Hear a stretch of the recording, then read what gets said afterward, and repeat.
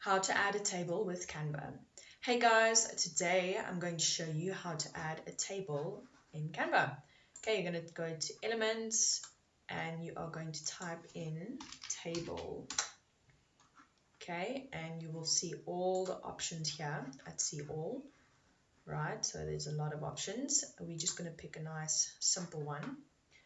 And here you can see you can adjust it.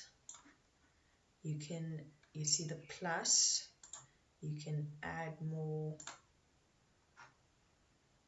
rows up and to the side, okay, and you can flip it around however you'd like it.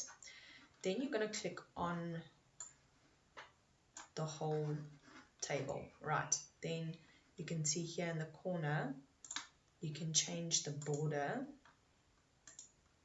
okay, and you can even do this, or you can choose the border style, okay, and you can choose the border weight, and you can even change the color.